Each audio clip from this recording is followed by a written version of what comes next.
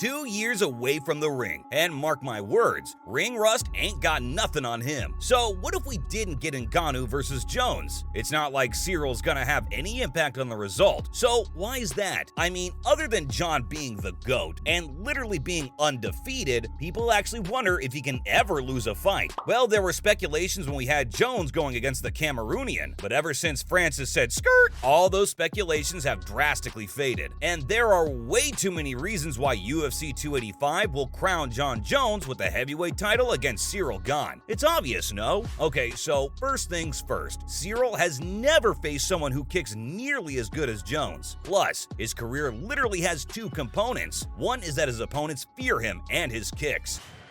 Honestly, Ty hit me so hard, he knocked me out, he put the lights out, I fell down, but I had to be a warrior, I got up, and that's what I did. I came back even stronger, and I got the win. You were working the body, that's the beginning of the end, but 1 second, let him translate, and then you walk us through it. The other is them being frustrated because they're scared. No, really, this is actually true. If you look at his fights, all of his opponents frequently get so focused on defending themselves. The one guy who wasn't scared was the Cameroonian, and look what happened. Similarly, this is also where Jon comes in. You know the mentality, and to make things even spicier, he may or may not be able to outkick Gane, because even in Francis, Ciryl didn't really face a kicker, but now things are different, as the explosive move is well suited to punish Gane's stance. The Frenchman frequently adopts a bladed posture that overexposes his lead leg, given Jones's knack for kicking. Gane will suffer from push kicks and oblique kicks that'll cause his kneecap to snap back each time he goes forward, and once the Frenchman has taken enough of him, his mobility will be severely restricted, making him a fixed target who's easier to outstrike and out-wrestle. Did someone say wrestle? The problem with Jon Jones' alleged decline in his wrestling abilities is that they were never very extraordinary to begin with. Bones' wrestling depended on his height and length advantage over his rivals. He used the leverage of his godly reach to perform takedowns in the Greco-Roman style. Jones found it more difficult to out-wrestle opponents like Dominic Reyes and Alexander Gustafsson, since they were more physically similar to him than Quentin Jackson. Fortunately, Bones seemed to have understood that he needed a more technical approach. Olympic gold winner Henry Cejudo has been his trainer for a year, and Triple C is great. No matter who, Dana, now I'm go ahead to the belt, please. Please, let's go pour la ceinture. Je la veux, je la veux, je la veux. Gane will be in for a treat if Cejudo has even made half the progress he did with Zhang Wei Li. But on the other hand, wrestling was always in his bones.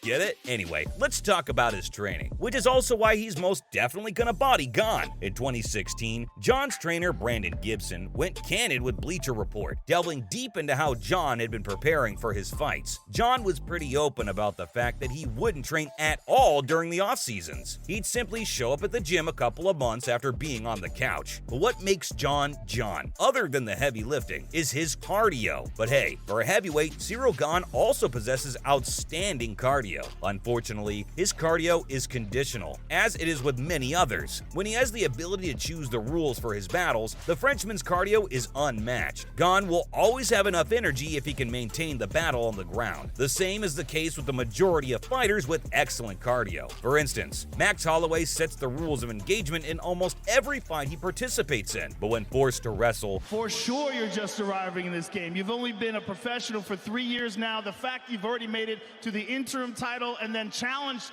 for the undisputed title is amazing. Ciryl does not have the same degree of cardiovascular fitness. On the other hand, Jon Jones's cardiovascular system has been examined in the octagon under every circumstance and has never failed. Bon Gamin will probably falter, just like he did against Francis Ngannou, but only if Jones can engage the Frenchman into grappling and clinching with him. Furthermore, Ciryl Gane faces a threat with a bigger gas tank than himself, even if he manages to avoid such a situation, which frankly is a difficult task for anyone. Another thing that puts Jones at an advantage is how he has a greater experience winning championships. 3 of Ciryl Gane's fights in his career have gone 5 rounds. Despite his excellent performance in them, he won't be at his best against Jon Jones.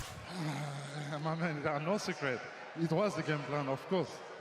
When you got him hurt, you landed that beautiful leg kick Barring his defeat to Francis Ngannou, the Frenchman has fought in fewer UFC bouts than Bones has title fights under his belt. Even the idea of Jon Jones competing in a bout with fewer than 5 rounds seems weird. His success in their fight will be greatly influenced by his experience in the championship rounds. Jones is skilled at maintaining his momentum before making a solid drive in the finals. Gane is yet to demonstrate this. The Frenchman tried an unwise leg lock on Francis Ngannou. We have a respect for each other. That's really important for me to have a respect for everybody, and he understand that. Because he is unaccustomed to the dangerous circumstances that might arise in a lengthy fight. When pitted against the former 205er, who has a plethora of expertise, his lack of experience will definitely cost him. Okay, enough about physical fighting. The psychological component is just a completely different thing. Ciryl Gane is a confident fighter, and why not? He's great. Any mixed martial artist that reaches the kind of success he has develops a level of confidence unheard of by the average person. But if he's facing up against Jon Jones in the octagon, will that confidence still be there? The guy has never lost a fight. Yeah, 1 or 2 close calls have been there, but come on, he's the GOAT. Also, let's not talk about the bout where he was disqualified, but otherwise, he's been perfect. Not just us, but even Jon himself thinks that God predestined him to be unbeatable. Anyway, after failing to prevent the takedowns of a novice wrestler like Francis Ngannou, what does the Frenchman think of his prospective adversary's wrestling style? It's hard to picture the Frenchman not being a little intimidated. Gane will be mentally defeated before entering the octagon, even if he doesn't learn from his mistakes against Francis Ngannou. On top of all that, there's no way this won't be one of the biggest fights of all time. I don't know about you guys. No, I'm not like that. Maybe 3 days after the fight against Francis, after the loss, I look forward, I look to the future.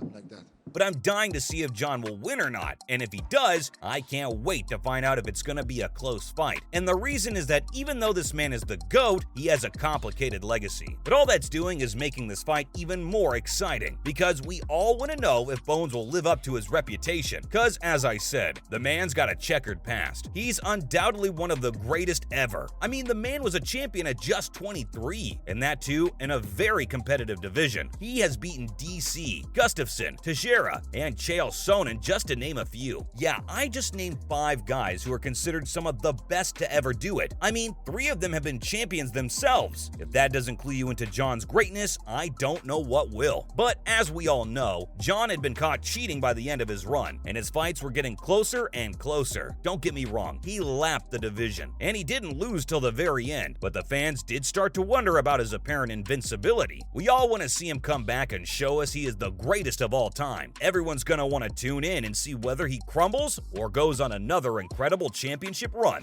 His prediction was, he gonna knock me down at the first or second round. He didn't, because and we knew that because we are.